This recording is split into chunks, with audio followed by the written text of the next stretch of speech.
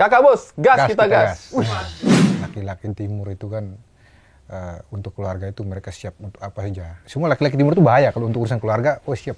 Mereka siap pasang badan gitu. Okay. Tapi ada satu tipe lagi yang lebih lebih bahaya, lebih sadis lagi itu kalau yang laki-laki yang punya anak perempuan. Dan budaya kita itu banyak sekali ya, Bang, yang belum digali gitu. Mungkin perlu dieksplor sih. Iya. Kita sudah budaya Batak, sudah budaya Timur. Mungkin kedepannya budaya Kalimantan, mungkin kedepannya budaya Sulawesi, mungkin kita budaya korupsi juga kita akan bikin filmnya. Saya tidak ngomong. Halo semuanya, balik lagi di Breakdown Bros Podcast episode ke-127. It's nothing but movies. Kali ini kita kedatangan tamu yang lagi-lagi luar biasa. Kemarin aku baru ngobrol-ngobrol sama Kak Indah. Indah Permatasari. Iya, sekarang sama Mas Arik Riting dan di sini ada Bang Godfred. Ya, tentu saja kalau udah kedatangan dua tamu ini, kita akan membahas film yang bentar lagi bakal tayang. Ya. Dan ini adalah film kelima dari Imaginary. Yes. Betul ya? Yang pertama ada Ngeri-Ngeri Sedap. Yang kedua ada Jatuh Cinta Seperti di Film-Film. Yang ketiga ada Agak Lain, filmnya Mas Arik Riting juga. Iya, ada saya main aja di situ ya. Iya. Film terakhir ada Harta Tahta Raisa. Dan yang terakhir ini dia. Aku pengen nanya-nanya. Kakak bos, yes. Kakak bos, ada moto khusus nggak nih kakak bos? Kakak bos, gas kita gas. Karena kita orang timur jadi langsung kita semangat ini. Gas terus. Langsung pokoknya. berapi-api. Tapi Mas Arik Riting, Bang Godfred, sebelum kita ngomongin filmnya, aku biasa tuh sebagai host selalu nanya dulu film favorit. Ke tamu, karena biar kita bisa relate nih ya sama bintang tamu kita. Oke. Gitu ya, biar kita tahu seleranya seperti apa. Nah, aku pengen tanya top 3 film favoritnya Mas Arik Riting sama Bang Godfred. Bang Godfred dulu lah. Iya. Top 3 apa? Mau lokal bebas, internasional juga bebas. Bebas silakan. ya. Kalau action, action langsung nih ya. Itu Bang Godfred banget nih. bukan karena saya main, tapi memang saya suka filmnya The Red Redemption. Kita juga suka. Salah satu film yang menginspirasi saya, The Red. Siap. Oke. Kalau romantis, Kuch Kuch Hote. Kuch Kuch Hote. India, film India. Rahul. Oke, film India ya. Anjali yang Jadi Sarukan sama Kajol. Aku belum nonton. Oke. Ramarani Mukherjee. Sama ada satu film ini di Netflix, Sisu. Ini film apa lagi nih? Oh ya. Sisu itu tentang seorang veteran perang yang dia sendiri tapi bisa melawan satu pasukan gitu. Berarti action juga ya? Ya. Oke. Sisu. Oke, Mas Arik Riting? Kalau saya Maaf, itu ada satu lagi boleh? tidak apa-apa. The Patriot. Mau sampai 50 The Patriot. juga nggak apa-apa. The The Patriot. Iya. Mel Gibson. Mel Gibson, The Patriot. Apa? Mel Gibson, The The Patriot. Patriot. Nah, itu The perjuangan. Patriot. Itu action yang drama keluarganya Drama keras. keluarga keras sekali. Mel Gibson Itu tuh. Oke. perjuangan Kalau seorang Gibson bapak aku itu suka benar-benar. Braveheart, ya. Aku suka Mel Gibson. Oke, The Patriot ya? The Patriot itu drama keluarganya. Ya, drama keluarganya. Itu Kental yang banget. benar-benar seorang bapak yang luar biasa. Ya. Ini kayak film yang bakal kita omongin nih. Hampir ada rasa-rasa itu. Ada rasa itunya ya? Rasa itu ada. rasa Karena Oke. Beda eksekusinya aja. ya, Ya. diskusinya aja. Beda eksekusinya aja. Oke, Pak Tari gimana? Kalau saya top 3-nya saya. Ini sebenarnya saya tuh suka beberapa itu trilogi. Oke, nggak Beberapa apa-apa. trilogi, Boleh, tapi nggak apa-apa ya, maksudnya satu-satu aja. Ya. Yang pertama itu Lord of the Rings. Lord of the Rings, klasik sekali. Saya suka sekali Lord of the Rings. Kedua itu mungkin Forrest Gump. Forrest Gump, sama Forrest sih. Gump. Aku juga Saya suka banget sih. Forrest Gump. Sangat random ya. Iya, Forrest Gump. Yang ketiga itu trilogi lagi. Kalau tadi kan triloginya Lord of the Rings, terus Forrest Gump. Yang ketiga mungkin Before Sunrise. Saya suka tuh film yang banyak dialognya malahan saya itu. Oh gitu. Iya, saya sebenarnya cukup suka film yang kita bisa simak dialognya, tapi dialognya nggak kosongan gitu, banyak rasanya gitu. Itu sih yang saya suka. Jatuh Cinta Seperti Film-Film. Jatuh Cinta Seperti Film cukup menggambarkan juga. Iya kan? Iya. Dialognya dari awal banyak banget. Banyak banget. Tanpa musik, cuman dialog doang. Tapi aku pengen tanya tadi, Lord of the Rings kira-kira dari 1 2 3 yang paling favorit? Kayaknya sih Lord of yang the ketiga Rings. nggak sih? Lord of the Rings 1 2 3, ya yang ketiga sih. Yang ketiga ya, sih Return of the King ya, epic banget ya. sih. Iya, Epic paling banget gokil. The Kings.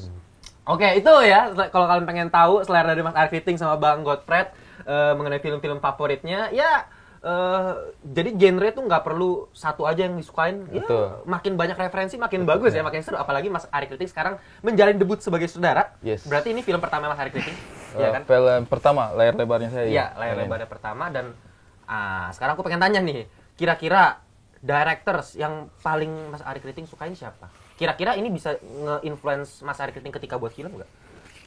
Ada nggak yang seperti itu? Kalau director sih, ya paling kalau saya tuh standar sih sebenarnya orangnya. Oke. Kayak Steven Spielberg menurutku Ya, aku juga suka kece karena ya dialah yang bawa film itu menurut kayak formula film yang imajinatif tapi dekat sama realita tuh, yang sulit tuh. Kalau yang imajinatif kayak Star Wars, Avengers, kan kita lihat tuh, oh ini mah ngayal. Terus kalau misalnya yang real kayak misalnya film perang atau apa, itu juga kita tahu, oh ini real kayaknya nih. Tapi kayak Jaws gitu kan, iya kan, maksudnya kayak ada apa namanya hiu gede ngejar-ngejar orang. Tapi kita kan realistis ya. Iya, jadi kita tuh Deket ya. ini kira-kira nyata apa enggak gitu kan. Iya. Tapi kan kita tahu lah, maksudnya hiu caranya nyerang itu nggak seperti itu gitu kalau kita riset. Tapi kan untuk yang nggak butuh riset kan, aduh serem juga ya ternyata. Itu kan salah satu film yang bikin orang trauma air laut gitu. Betul. Itu sih.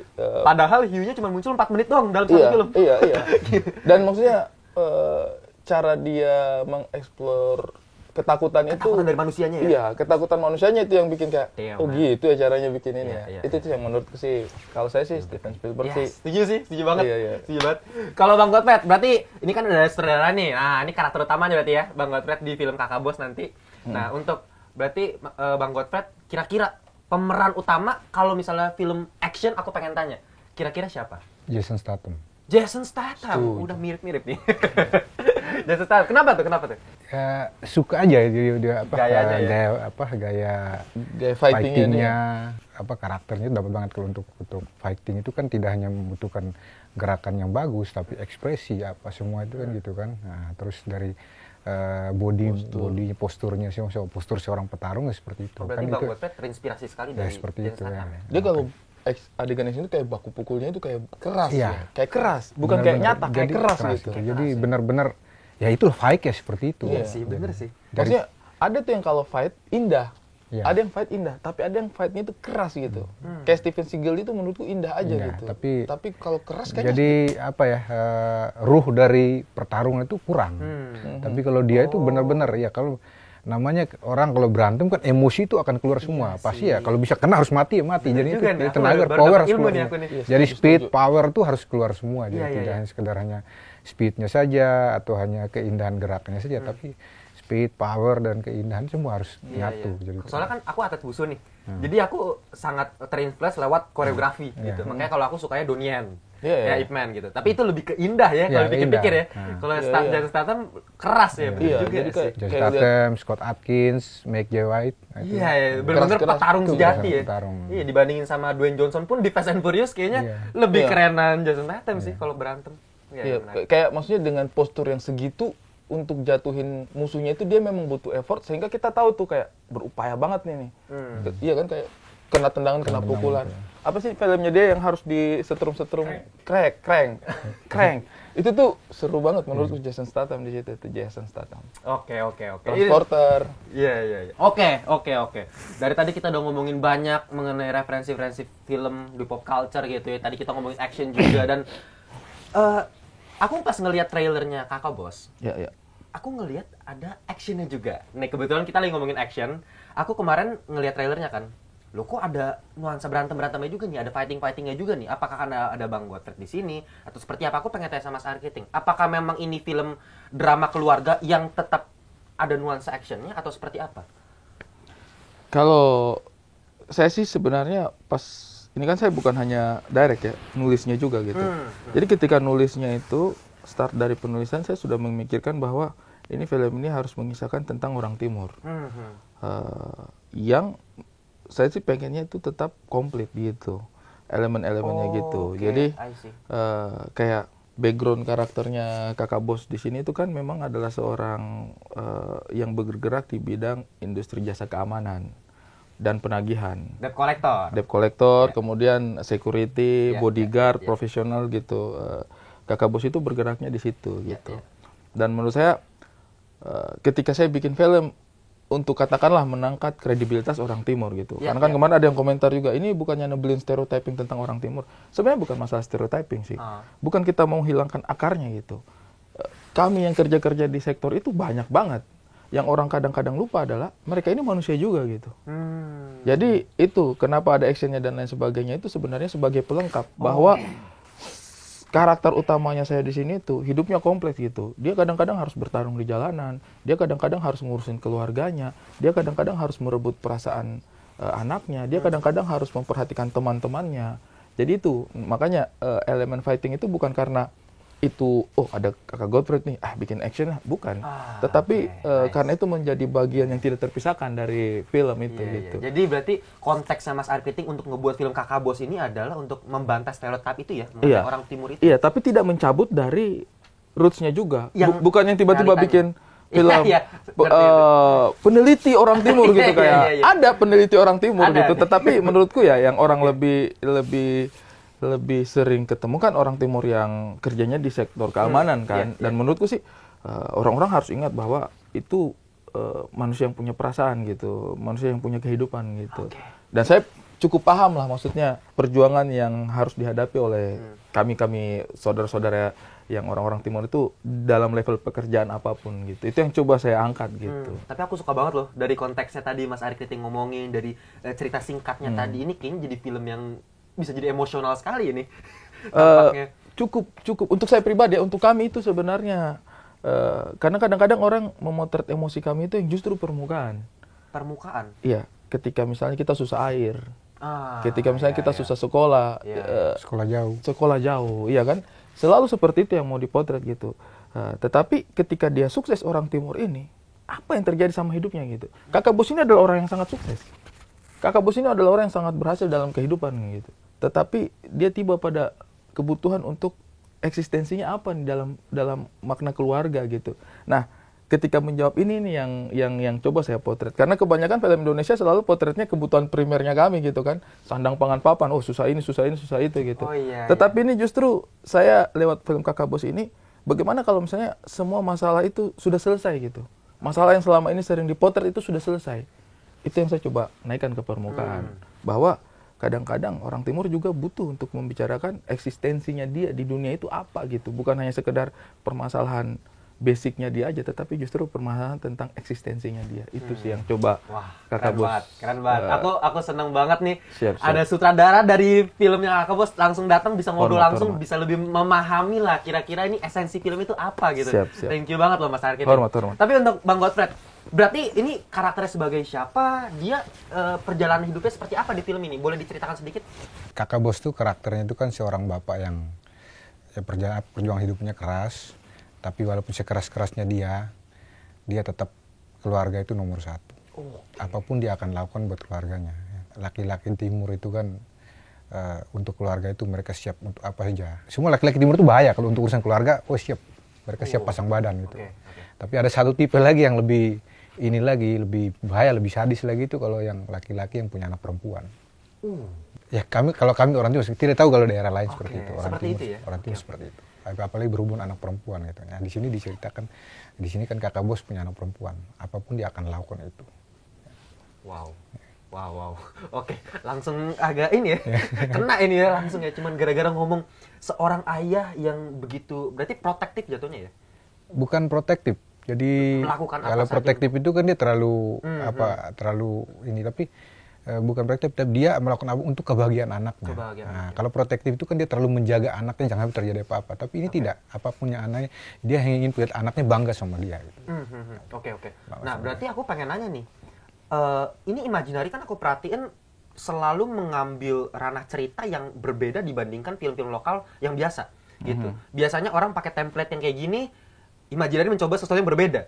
Kayak di Ngeri-Ngeri Sedap dengan kebudayaan Batak gitu kan. Jatuh Cinta seperti film-film bisa bikin cerita yang hitam putih, visualnya hitam putih di mana kayak siapa sih yang mau nonton hitam putih? Ternyata bisa sebagus itu gitu. Dan sekarang Kakak Bos memberikan kebudayaan nuansa budaya timur gitu ya, perspektif dari keluarga orang timur.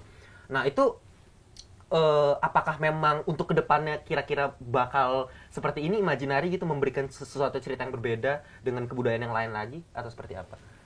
Kalau saya sih mungkin tidak bisa berbicara atas nama Imaginary ya, karena maksudnya saya juga di-hire sama Imaginary. Tapi mungkin sebagai salah seorang kreator yang bekerja sama dengan Imaginary, sangat berharap Imaginary memang konsisten untuk hal seperti ini. Jadi ketika bikin Ngeri-Ngeri Sedap, ketika bikin Agak Lain, ketika bikin Raisa itu kan filmnya berwarna banget ya. Ketika bikin Jatuh Cinta Seperti di Film itu kan hitam putih. Kalau kita bikin Kakak Bos yang hitam banget gitu ya. Hitam semua. Boleh jokesnya, siap. Isinya Ambon, Papua, NTT, Sulawesi gitu ya. Yang hitam-hitam gitu. Nah saya pikir sih, maksudnya Indonesia ini kan punya banyak keberagaman. Dan budaya kita itu banyak sekali ya Bang yang belum digali gitu. Mungkin ini perlu dieksplor sih. Iya, kita sudah budaya Batak, sudah budaya Timur. Mungkin kedepannya budaya Kalimantan, mungkin kedepannya budaya Sulawesi. Mungkin kita budaya korupsi juga kita akan bikin filmnya. Saya tidak ngomong. Karena mungkin itu sudah jadi kue. Tapi intinya sih menurut saya sih harapannya sih Imaginary tetap bisa memberikan makna lah dalam setiap film-filmnya. Bukan hanya sekedar visual, bukan hanya sekedar cerita, plot dan lain sebagainya. Tetapi ada hal-hal yang cukup esensial yang kita coba sampaikan lewat ruang yang terbatas itu. Iya, aduh. Kalau misalnya bisa berharap sih sebenarnya coba ada Ko Ernest di sini. Iya. Bisa lebih asik lagi. Dia yang paling berhak untuk membicarakan itu. Tapi kita sih so far kerja sama Imaginary happy ya, Bang ya. Happy ya? Happy banget. Happy ya. Selama proses enjoy sih jadi. Enjoy, Malah sampai sekarang pun keinginan untuk berkumpul kembali itu selalu ada. Iya. Jadi kayak begitu selesai syuting, waduh, kok kayak bubar gitu. Gitu Kenapa ya? kita nggak ngumpul lagi? Gitu. Dan Ko Ernest tipikal yang selalu hadir juga di dalam. Ya dia setiap kali proses itu selama proses syuting itu hampir ada setiap hari. Dan support. dari callingan awal sampai callingan Jadi sampai ending. dari mulai Start. kru datang, dia juga udah datang, sampai selesai bubar pulang, baru dia juga pulang. Tapi itu yang aku melihat mulai kurang tuh di industri perfilman kita, film-film lokal tuh udah lebih yang penting pragmatis aja, yang penting sekedar duit. Secara esensi film kecintaan terhadap film tuh entah kenapa yang aku lihat beberapa film belakangan ini jadi udah mulai hilang. Tapi setiap aku nonton film Imaginary entah kenapa kayak emang nih orang-orang yang cinta sama film gitu. Itu Ya, ada slogan in imaginary we trust itu ya. Oh, ada itu. Ya kan ya, di Twitter kan ramai tuh ini menjadi. Kalau saya sih sebenarnya itu juga nggak sepenuhnya benar sih. Maksudnya saya yakin sih sinias-sinias kita juga di luar sana tuh berkutat dengan itu gitu, bertarung dengan itu setiap hari bagaimana gagasan dan idenya itu baru. Saya yakin seperti itu. Mau ibaratnya katakanlah requestnya penonton dan produser juga mungkin requestnya masih banyak yang katakanlah horor gitu ya. Tapi saya rasa teman-teman tuh berusaha memikirkan bagaimana nih horor yang berkualitas gitu. Dan terbukti banyak banget horor yang berkualitas sekarang gitu kan. Kodrat, kemudian Siksa Kubur, kemudian Pengabdi Setan dan lain sebagainya gitu kan. Artinya teman-teman itu juga tidak stuck dengan satu pemikiran bahwa ya udahlah yang penting kita menghasilkan ini itu. Enggak, saya yakin sih di luar sana teman-teman juga mungkin tetap berusaha untuk bisa memberikan yang terbaik gitu. Di drama juga seperti itu, di komedi juga seperti itu. Kayak kemarin juga kan Sekawan Limo. Menyenangkan sekali untuk hal-hal seperti itu tetap ada gitu. Jadi untuk saya pribadi sih sangat respect dan senang kerja sama Imaginary gitu. Tetapi juga itu menurutku tidak mengecilkan bahwa di luar sana banyak juga yang memang berkutat, dan itu memang tantangan kita sebagai kreatif gitu, orang yang di industri kreatif untuk memikirkan bagaimana nih biar kita bisa terus memberikan sesuatu yang fresh gitu. Itu sih. Dan maksudnya Imaginary mungkin salah satu yang memang memberikan ruang cukup besar untuk itu. Iya, sangat terlihat. Iya. Cuma kemarin aku ngelihat jajaran cast dari film Kakak Bos ini ada satu nama yang aku belum pernah dengar sebelumnya, dan ketika aku research ternyata belum ada pernah pengalaman acting sebelumnya, Glory Hillary. Ya. Nah, aku dengar Mas Ari Kriting yang nge-cast sendiri kan. Iya. Nah, apa keputusan Mas Ari Kriting sehingga kayaknya orang ini yang paling pas? Berarti ini jadi anaknya Kakak Bos ya? Iya. Nah, bagaimana Kakak Bos main dengan Hillary? Ini kan abang kan sudah berapa tahun ya di industri film? 14 tahun lah. 14 tahun. Sudah ketemu banyak macam orang. Dan langsung dari ininya sendiri. hampir 26 dari bapaknya. 26 film ya saya main itu. Dan ini saya pertama dan Glory memang anaknya mau berusaha. Kan ada juga kan kadang-kadang kita temuin pemain yang gitu ternyata mereka tuh kayak grogi dan merasa cepat putus asa. Kalau dia tidak. Dia tidak. Dia begitu terus untuk Jadi untuk bangun chemistry-nya itu berdua itu gimana? Pertama dia ketemu saya pertama dia takut. Aku juga Ini bapak saya begini gitu. Bapak saya begini. Tapi begitu setelah kenal, kita mulai ngobrol. Kadang-kadang kita datang udah berdua dulu di ruangan, kita ngobrol lebih dekat. Bangun chemistry lebih dekat chemistry saya terus kadang-kadang memang harus diciptakan suasana kita berantem gitu. Jadi akhirnya lama-lama seperti bapak dan anak. Nah, dari saat syuting udah lepas, kita udah. Jadi udah saya ngeliat dia seperti anak saya dan dia melihat saya bapaknya. Ada kepercayaan lah ya. Ada kepercayaan. Bondingnya itu Percaya. jadi gitu. Jadi bonding. Jadi apalagi kalau kita anak-anak timur itu kalau untuk bonding itu walaupun belum terlalu saling kenal atau belum pernah kenal, begitu datang ngumpul paling 5-10 menit kemudian sudah ngeblend ya langsung. Ya, apalagi udah ada gitar, udah ada sesuatu yang Iya, itu bener, atau ada apa sesuatu misalnya udah buka joget, sebentar udah cair, udah selanjutnya udah ngalir aja begitu ya. Nah, kalau saya waktu itu memang startnya itu dari waktu saya cast dan dikonfirmasi juga sama Bang Godfrey tadi ya bahwa Glory itu anaknya itu pengen banget berusaha gitu. Saya cast waktu itu ada beberapa pilihan yang punya background karakter memang Indonesia Timur karena saya itu pengennya itu original gitu. Original. Kenapa saya pengen original? Karena saya itu maksudnya sensitif gitu untuk dialek, untuk gestur, untuk ibaratnya rasa dari matanya aja itu saya bisa tahu nih benar matanya orang timur apa bukan ketika dia menyebut kata-kata gini. Sulit untuk mengkreasikan hal seperti itu. Sulit, tidak semudah itu, butuh waktu panjang. Bisa untuk mempelajari detail-detailnya itu bisa, tetapi itu butuh waktu panjang. Nah, kebetulan karena background karakternya saya ini orang timur dan saya dekat dengan banyak etnis gitu ya, maksudnya Papua, Maluku, NTT itu saya akrab gitu. Sulawesi kan memang saya orang Sulawesi ya. Saya akrab gitu dan mempelajari karakter-karakternya, NTB juga. Jadi saya itu cukup punya sensitivitas itu untuk melihat bahwa ini sesuai nih dengan karakter aslinya atau enggak gitu. Nah, sehingga ketika waktu casting itu yang saya coba cari. Saya coba cari, saya disodorkan beberapa nama, akhirnya muncullah 3 besarnya gitu. Dan dari 3 karakter ini memang sama-sama punya background karakter dari Indonesia Timur. Terus akhirnya saya casting dan lihat untuk kemampuan aktingnya, pemahaman dialog dan lain sebagainya. Nah, ketika Glory itu yang pertama masuk, ketika Glory yang masuk, itu saya tuh diam beberapa detik itu saya lihat dulu. Saya langsung nggak langsung ngetes dialognya dia enggak. Auranya nih. Iya, saya lihat gesturnya dia dulu nih. Oke. Gesturnya dia dulu. Nah, kebetulan dia ini memang anaknya itu dari kecil sampai SMP itu di Manokwari. Di Manokwari. Jadi cara dia bersikap itu masih kental banget. SMA baru dia pindah ke sini. Original banget nih ya. Iya, Original SMA baru dia timur, pindah ke original sini gitu. Terus SMA dia pindah ke sini. Jadi saya tanya-tanya dia pakai pendekatan bahasanya kita yang di sana kan. Nah, dia lancar tuh nimpalinnya. Jadi nggak dibuat-buat. Dia nggak dibuat-buat. Memang apa adanya dia gitu. Iya. Terus dari postur, dari tampilannya dia, saya itu butuh anak yang kecil tapi galaknya itu nyata gitu. Oh, berarti Karena galak kan nih ya? anaknya dia ini kan, anaknya dia iya, gitu. iya. Anaknya Bapak dia anak gitu. sama nih ya. Iya. Jadi kalau definisinya secara karakter, kakak bos ini dia tidak takut apapun di muka bumi ini. Apapun. Tapi anaknya dia takut. Jadi itu harus satu orang yang punya power di atasnya Bang Godfrey. Nah, itu susah tuh nyarinya ya. sekarang lihat Bang Godfrey begini aja kita itu Udah ngilu gitu ya. Iya, ngilu. Jangan macam-macam lah Ngilu, sama coba. Gun Warrior gitu ya nggak sih? Nah, saya tuh butuh karakter anaknya yang kira-kira kalau nerayakin bapaknya juga ngilu gitu kayak aduh. Nah, saya butuh karakter gitu. Jadi ketika baru pertama kali masuk saya tuh mempelajari gerak-geriknya dulu, baru saya sodorkan dialog. Nah, dialog itu menurutku sih PR selanjutnya gitu. Maksudnya menjelaskan bagaimana perasaan ketika merilis dialog ini, menghafal, kemudian membangun chemistry sehingga dialognya bisa nyambung satu sama lain. Itu teknis lah. Tapi yang menurutku di awal harus kita punya itu adalah aura dari si karakter ini. Sesuai nggak ini dengan kebutuhannya kita ini gitu. Dan itu memang tidak mudah gitu.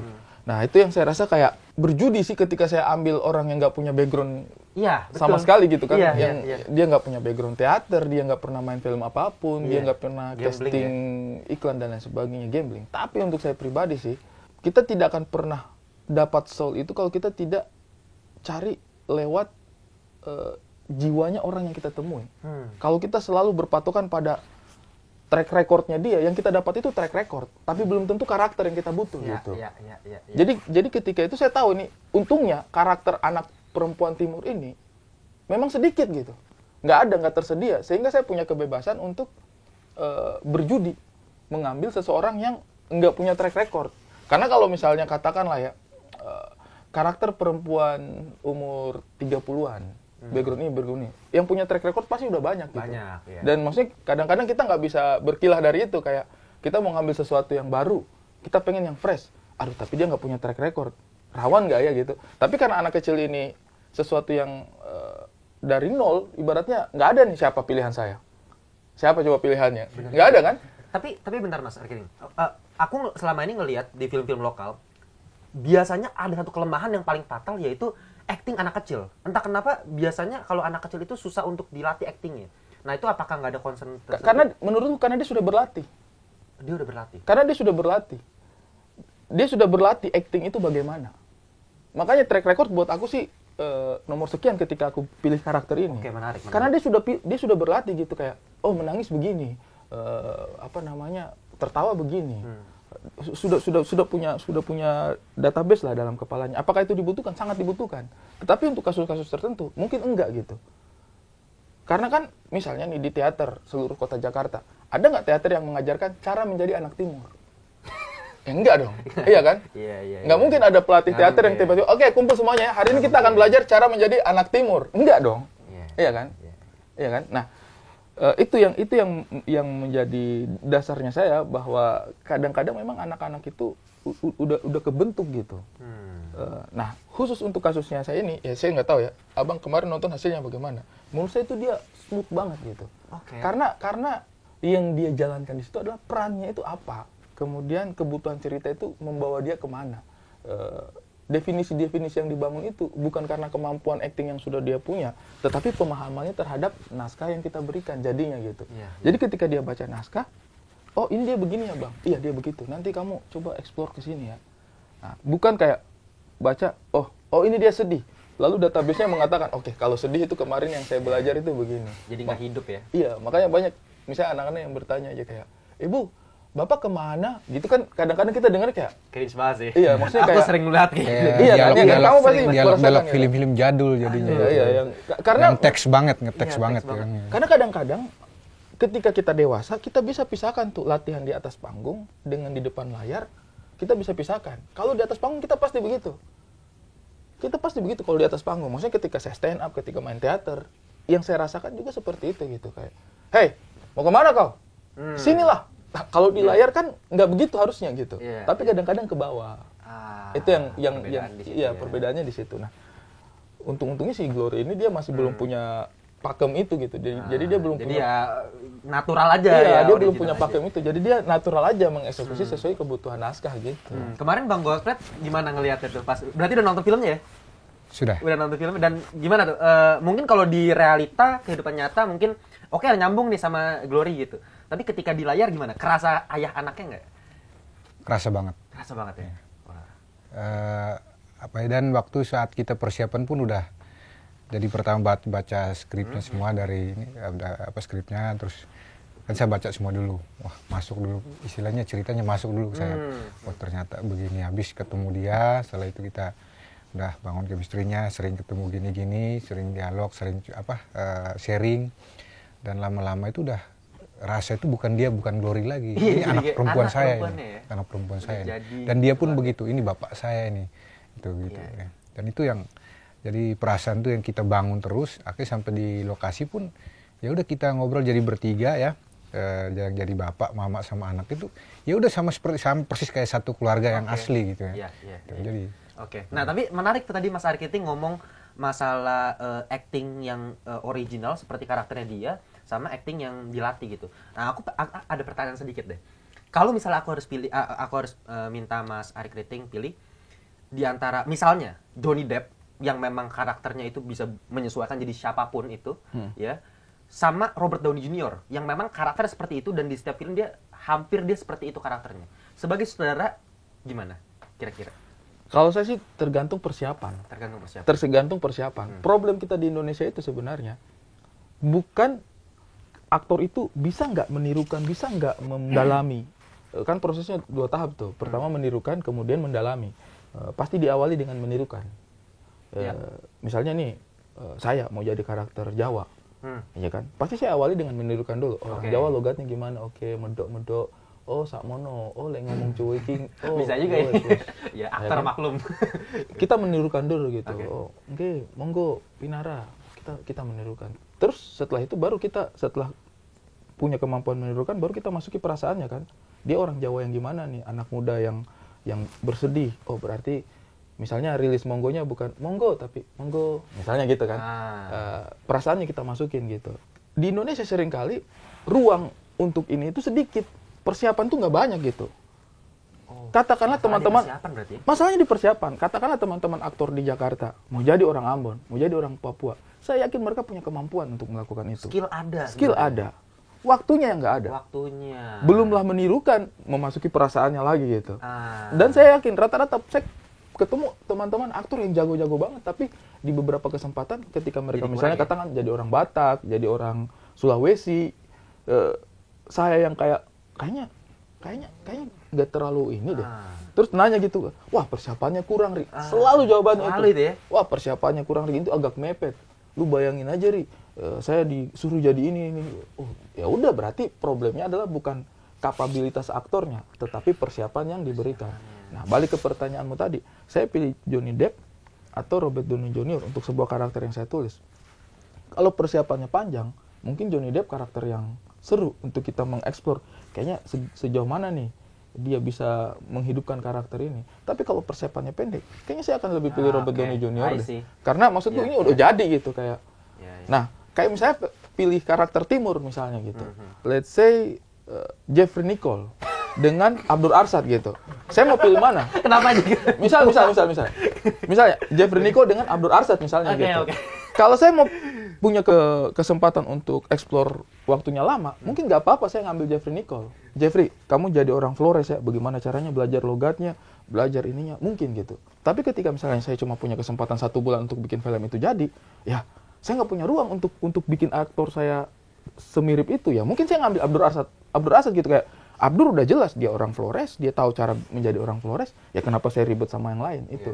Nah, masalahnya di Indonesia kadang-kadang suka persiapannya sempit, tetapi pakai yang ini aja, kayaknya mampu deh. Akhirnya yang fatal aktornya sendiri, filmnya sendiri gitu. Jadi sebenarnya menurut saya problemnya di situ. Bukan nggak boleh, tapi hitung kemampuannya aja lah. Misalnya ini karakter Glory, karakternya anaknya dia nih, anaknya Bang Godfrey di situ. Saya ambil resiko karena saya ini nggak ada track recordnya nih, ya kan? Ada track recordnya nih jadi orang Timur. Udah, saya ambil aja orang yang sudah punya kemampuan acting, jangan berjudi gitu kan. Saya ambil yang punya kemampuan acting. Ternyata persiapannya saya nggak cukup untuk bikin dia jadi orang Timur gitu. Kan fatalnya di saya gitu. Terus kayak kaku banget ya dia ya, kayak bukan anaknya Bang Godfrey ya, gitu misalnya gitu. Bapaknya orang Timur, mamanya orang Timur. Anaknya tiba-tiba tidak punya kemampuan untuk bertutur seperti bapak dan ibunya kan jadi aneh gitu. Nah kalau ini tuh nyambung banget jadinya ya. Happy saya melihat di layar itu kayak begini aja memang, maksudnya karena memang semuanya original ya. Silakan nanti tinggal disaksikan gitu. Oke. Ya demikianlah kuliah S3 dari Mas Ari Kriting. Enggak juga. Tapi aku dapat banyak ilmu dari Mas Ari Kriting. Terima kasih banyak loh. Thank you banget. Bang Godfrey juga thank you banget. Ya mungkin terakhir, pertanyaan terakhir, harapannya gimana nih untuk Kakak Bos, untuk masyarakat Indonesia ketika mereka selesai nonton, harapannya apa? Ya Bang? Ya, jadi ini harapannya, ayo kita nonton ini film ya semua. Jadi ini bukan bercerita tentang Timur, tapi tentang keluarga, tentang persahabatan, tentang manusia. Nah, itu yang paling hanya yang diangkat kali ini ya kami dari Timur, perspektif Timur. Nah, jadi gitu. Jadi banyak orang wah ini filmnya pasti Timur punya nih, bukan? Ini film kita. Film Indonesia. Mari ya film Indonesia. Mari kita saksikan, kita nonton sama-sama. Ini cerita tentang 3 hal tadi ya. Persahabatan, tentang keluarga, dan tentang manusia. Gitu. Ya. Oke, Mas Ari Kriting? Sama Bang Godfrey sih. Ya mudah-mudahan film ini bisa memberikan perspektif juga bagi masyarakat di luar sana bahwa orang Timur itu bukan hanya sekedar tempatnya yang indah, permasalahan yang banyak, pekerjaannya yang mungkin banyak ditemui oleh orang selama ini punya stigma tertentu lah. Tetapi orang Timur itu saya sepakat sama Bang Godfred tentang manusianya. Jadi ini yang kita coba explore di sini gitu. Mudah-mudahan bisa diterima oleh seluruh masyarakat Indonesia. Tanggal 29 Agustus 2024 Kakak Bos tayang di seluruh bioskop. Ya, itu dia ya. Langsung aja siapkan tiket kalian ya. Tanggal berapa jadi, Tik? 29 Agustus 29 Agustus 2024. Sebulan ya, sudah lihat lah track record Imaginary sebelumnya seperti apa. Filmnya bagus-bagus semua, unik-unik semua, kreatif semua dan saya yakin ya film Kakak Bos akan menjadi film yang seperti itu. Oke, itu aja dari gua sebagai host kalian Timothy Vidalo, ada Mas Ari Kriting di sini, bro. ada Bang Godfred di sini. Kita jumpa di video berikutnya. Bye bye semuanya.